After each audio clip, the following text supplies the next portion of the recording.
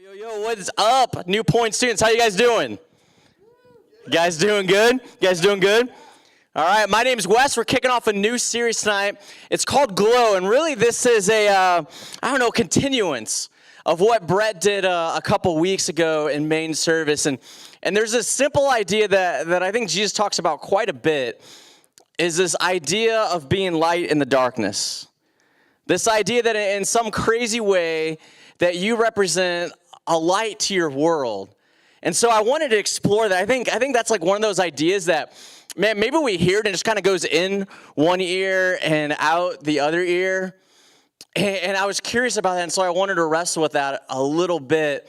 And so I was kind of thinking about us in general, right? Like I was thinking about like our generation. And like, it's really funny if you look at our generation. I think our generation is a very conflicting generation.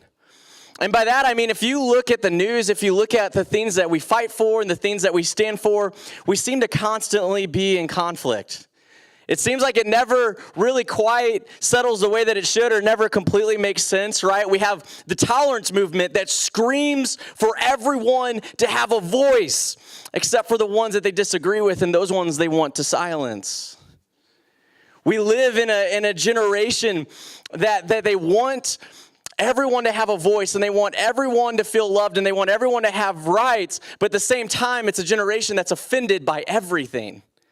This is not like other generations where we're a little bit more tough-skinned. In this generation, everything, if you say something that I don't agree with, I'm offended by it, I can sue you for it, I can take you to court for it. Like, we go to extremes with it. If you stay within the mainstream, it seems like, man, you are lifted up and you are built up and you are given a plateau. But if you stray from that, then somehow like your voice is taken away. And I think it's very interesting as I look at you guys, especially like the young people in the room, it's very interesting to me when you look at the society that it really does run through the teenagers. You look at advertising, you look at music, you look at movies, it runs through you guys, yet somehow you guys are left to feel without a real voice, I think, as a young Christian in our world. And I was thinking about this, and it's interesting to me. And I think one of the things that I've noticed the most about this generation is, I like, in my mindset, like I'm kind of a studier. I like to study things. And I feel like this generation has got to be one of the most godless generations. And by that, I mean, this is like a generation that strives for this idea that there is no God or that I can be my own God. And for me, I think that's crazy. Like, it was a couple of weeks ago, me and Chris went to a movie.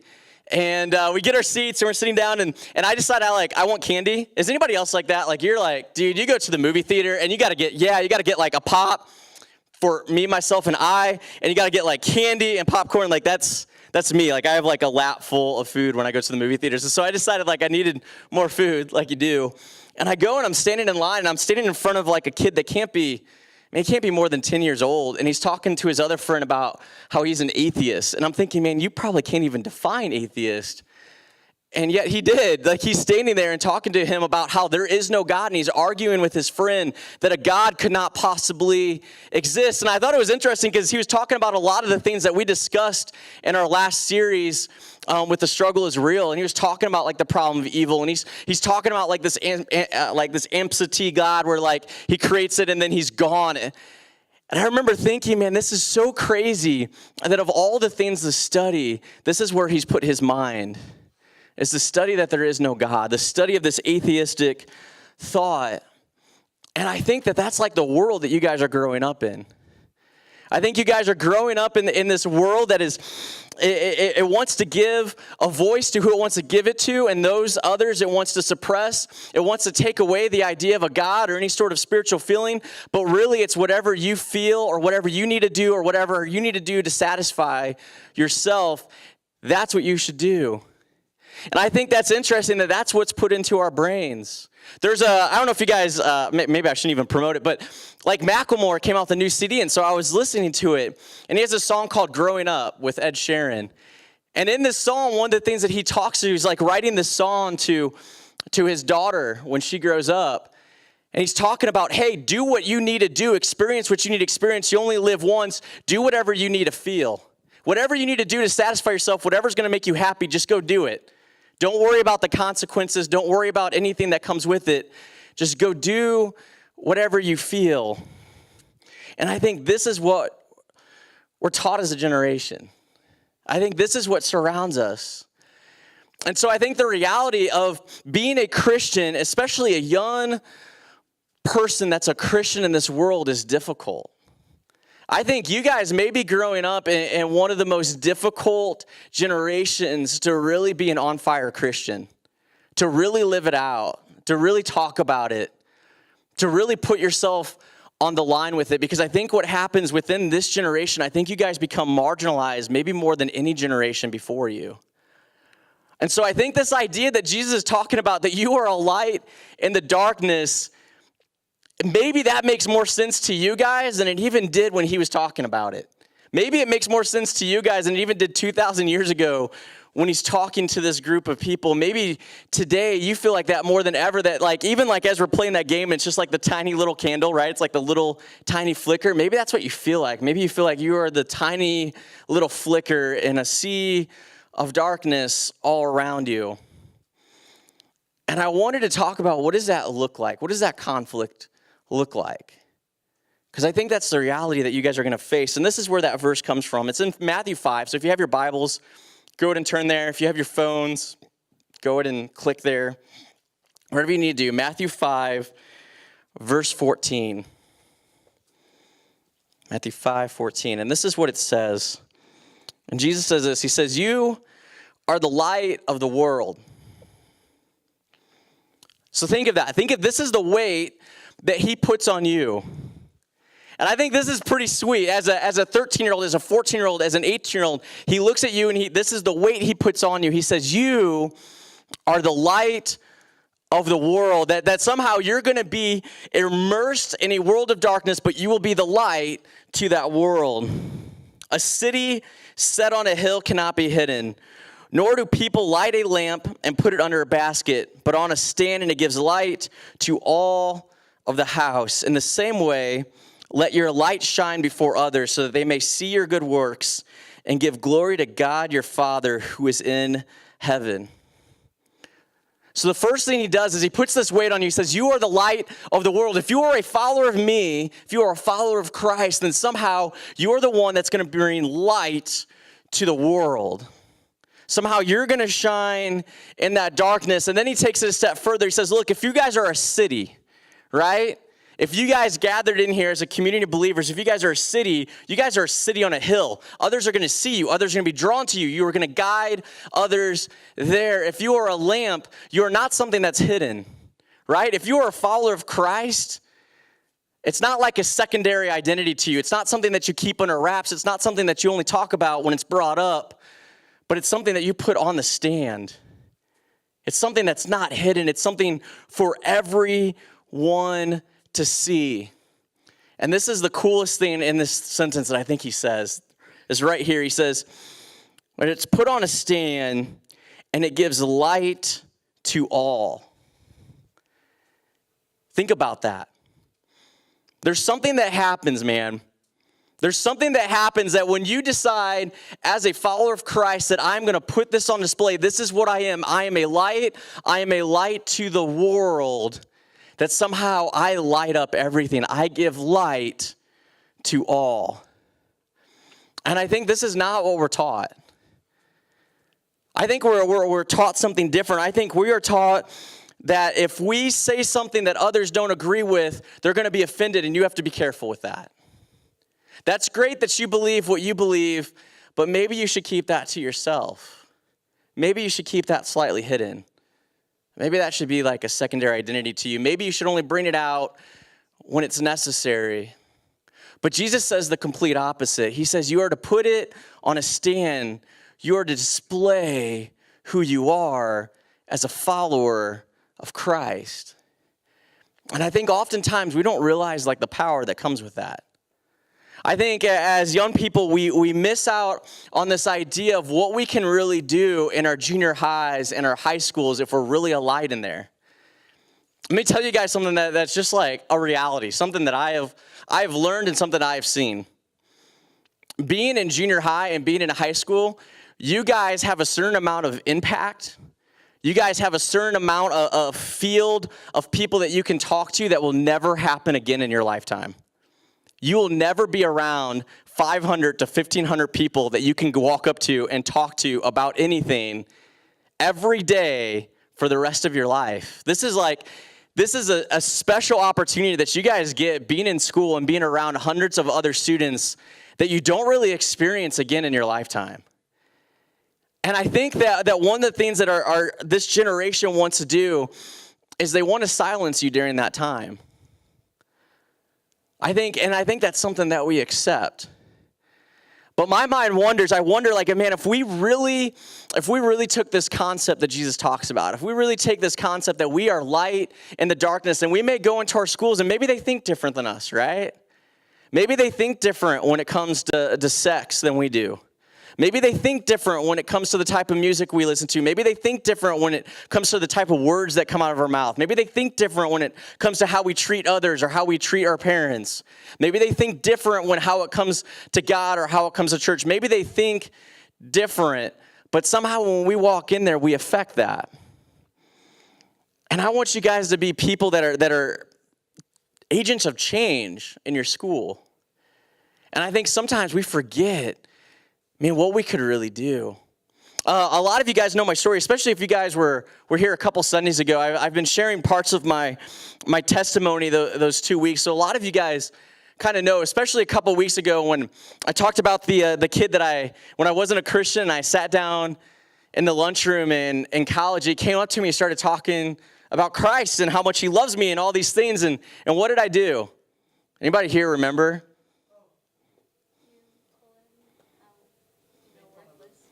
Told him how worthless. Yeah, thank you. I ripped him apart, right? Like, I wasn't kind to him. I wasn't nice to him. I think at that point in my life, I was definitely probably full of some darkness, right? Like, that was the way I lived. In fact, in John, it talks about this. He says, those that live in the darkness, they don't even comprehend the light. And I think that's true, right? I think that's like the way I was living. And here's this guy that was light that came into my life. And he tried to speak that truth, and I pushed him away. And the next day, he come back, and he sat next to me again, and he started talking about it again until he infiltrated my life in ways I never thought I'd let a Christian. Where he talked to me about God, and he talked to me about prayer, and it wasn't long after that I became a Christian. But here's the thing. This is the thing that's interesting to me. As I went to a high school of about 2,500 students, I went to a large high school. You know what that means? It means there's a lot of students in there that went to a lot of different youth ministries. And the whole time that I went to high school, I never had anybody do that. I never had anybody try to infiltrate my darkness with their light. I never had anybody do that, and I wonder how many opportunities we have every day to do that.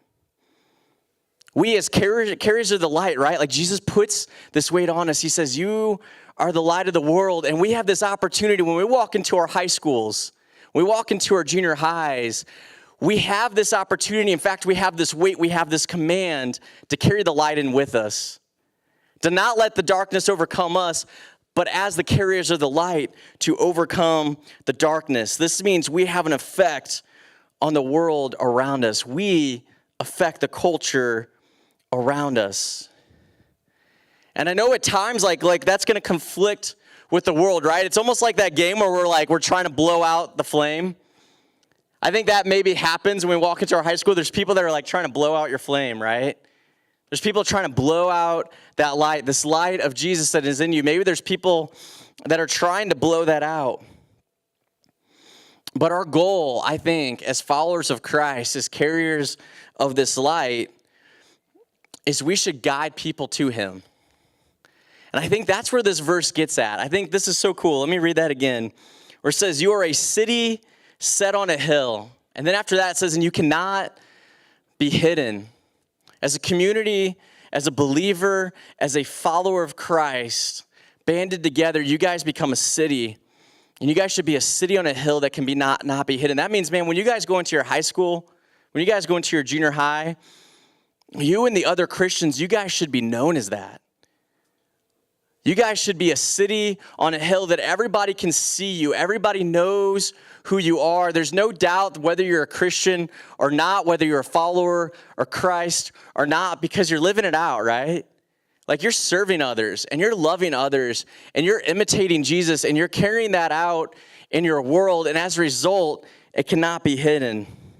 It says, nor do people light a lamp and put it under a basket, but they put it on a stand, and it gives light to the whole house. So you guys, when you go in there, man, you guys need to put your light on a stand, right? As followers of Christ, you guys need to say, man, I am not going to let what is around me affect me, but rather I'm going to affect what's around me. And I think that's what's so cool about this visual. Like, think about that. Think about like darkness and think about when you turn on a light. What happens? What happens? It spreads, right? Like light is not easily contained. If we turned out this entire room, we darkened it out and we turn on just one light, like that light starts to spread, right? It spreads to all the corners. It spreads out. It magnifies and multiplies. That's what it does.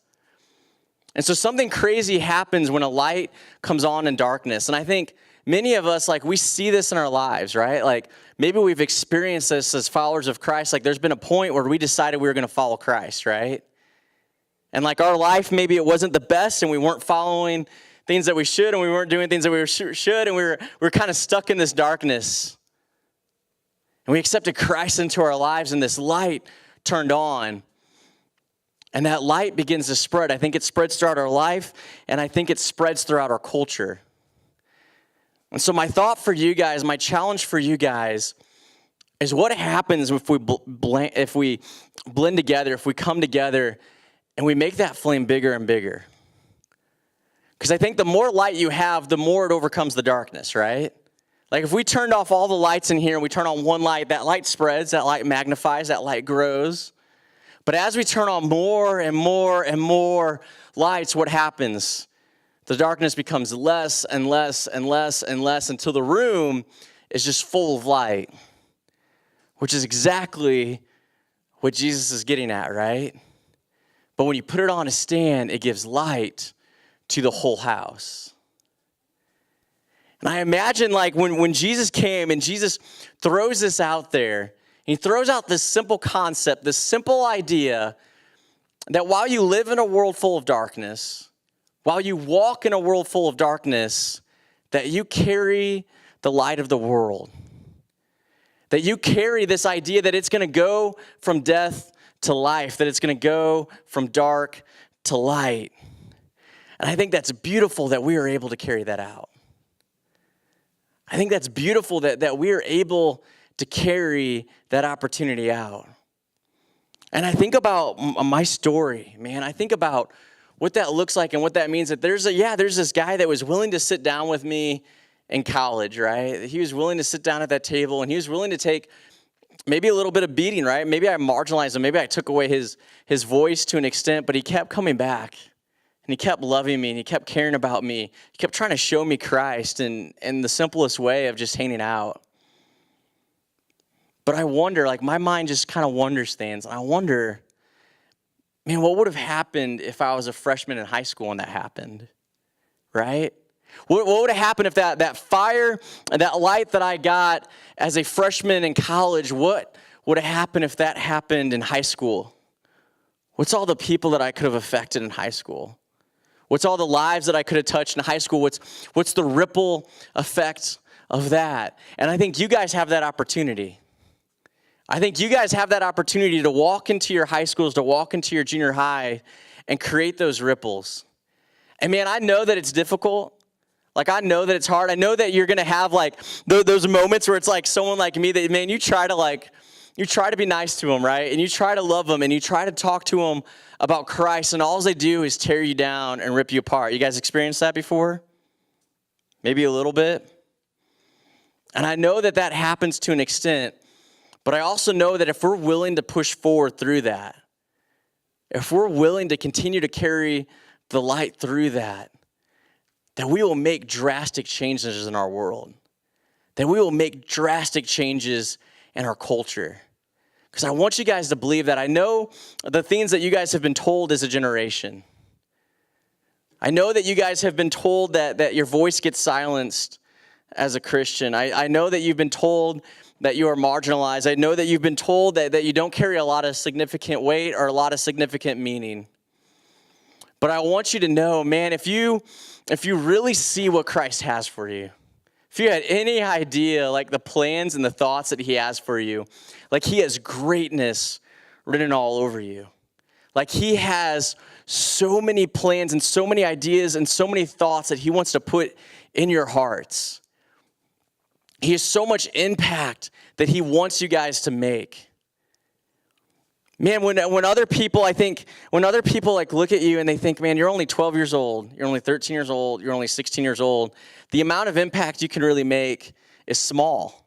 It's not a whole lot. Maybe you can do a few things, but not a whole lot. I think Jesus looks at you and says you can change the world. I think that's the thought process that Jesus has. Even when he called his disciples, I don't know if you guys know this, but when he even called his disciples, most of them were teenagers. Most of them were around that 15, 16-year-old and sometimes 18-year-old range. Like, how crazy is that? That Jesus picked the people that everybody else kind of looked over, the people that society said they weren't smart enough, they weren't good enough, they didn't have enough of a voice, they didn't have enough of an impact, they couldn't really do anything. Jesus looked at them and said, we're going to change the world together. And so I challenge you guys to the same thing. Man, I know like that's a big weight to carry, this idea of being light in the darkness, this idea of being light in the world. But I promise you, if you really get behind this and you really jump on board with wanting to love Jesus and wanting to talk about Jesus and not wanting to hide behind him, right? Not wanting to put him under a basket, but wanting to put him on a stand, right? Wanting to be that city on a hill. If you are the ones that you really want to guide your generation, you really want to show them this is who I am and this is what I'm all about, man, I promise you, he will do huge things in your school.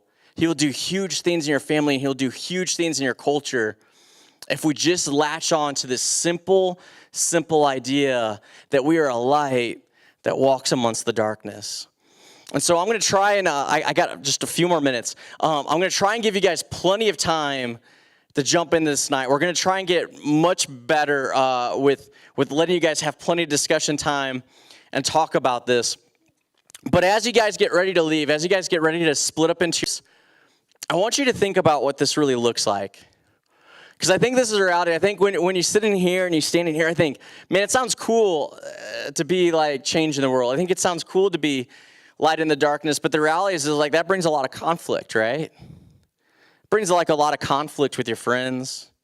For some of us, that brings a lot of conflict with our families. I think it brings a lot of conflict with our culture.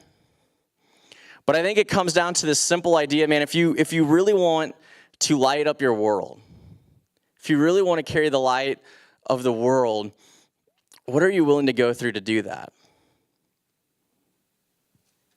Where does your heart sit on that? Are you willing to have some conflict there? Are you willing to have like some offense there? Are you willing to have some difficult moments to be willing to stand up for Jesus, right? When your friends are talking about, you know, something they shouldn't be, or wanting to do something that they shouldn't, or engaging in something they shouldn't, or looking at something that they shouldn't, or listening to something that they shouldn't, are you the one that's willing to step in that moment and be that light in the darkness? Are you the one that's willing to do that when you're at school and there's like a kid that, man, you know he gets made fun of every day. You know he gets ripped apart every day. And everybody is jumping in, and it's the easiest thing to do to jump in and make fun of him too. Are you the one that's willing to step in and be the light in that darkness? I mean, when you have friends that are talking about, man, what the world really looks like, and maybe they're jumping into, like, just like I heard these two kids in front of me, and they're talking about, man, there is no God, and God is junk. If there is God, he's an absentee landlord. This is all bogus. And it's easier just to be like, yeah, dude, so stupid, fairy tale that people think that. Are you the one, though, that's willing to step and be the light into that darkness? Because I think that's the real question. Are we willing to carry it in those tough moments and those difficult moments. We're right at 30. Yes, I did it right on time. So I'm going to go ahead and dismiss you guys into your groups. There's questions for you guys. We'll come back, and I'll have one last thought for you guys. But I want you guys to be thinking about that, man.